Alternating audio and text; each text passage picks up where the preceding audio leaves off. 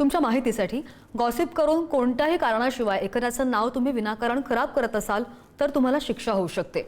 कायद्याच्या भाषेमध्ये याला म्हणतात डिफेमेशन, म्हणजे मानहानी किंवा अब्रू नुकसानीचा गुन्हा। भारतीय कायद्यानुसार प्रत्येक व्यक्तीला समाजामध्ये प्रतिष्ठेने जगण्याचा अधिकार आहे, आपल्याला माहिती आहे। आणि जर कुणी खोट्या गोष्टी पसरवून ती प्रतिष्ठा मलिन करत असेल तर त्याच्या विरुद्ध कडक कायदेशीर कारवाई सुद्धा करता येते। आता शिक्षा काय होते? दोषी जर व्यक्ती आढळली तर त्या व्यक्तीला 2 वर्षांपर्यंतचा तुरुंगवास, आर्थिक दंड किंवा दोन्ही शिक्षा होऊ शकतात।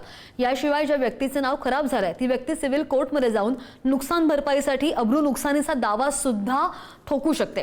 जर या गॉसिप किंवा खोट्या अफवा सोशल मीडिया, व्हॉट्सअप किंवा इंटरनेटच्या माध्यमातून पसरवल्या जात असतील तर मग आयटी ऍक्ट अंतर्गत सायबर गुन्ह्याची नोंद सुद्धा केली जाऊ शकते। अशा परिस्थितीत सर्वात अगोदर त्या खोट्या मेसेजेसचे, चॅटचे किंवा पोस्टचे स्क्रीनशॉट तुम्ही काढू शकता, ठोस पुरावे गोळा करू शकता। पुरावे घेऊन तुम्ही जवळच्या पोलीस ठाण्यामध्ये किंवा सायबर सेलकडे तक्रार सुद्धा नोंदवू शकता। तुमच्या लाईफमध्ये शेजारी किंवा आजूबाजूला अशा कोणी गॉसिप करणाऱ्या व्यक्ती आहेत का? हो किंवा नाही नक्की सांगा। शिकूया AI ची क्रांती, चला करूया MSCIT।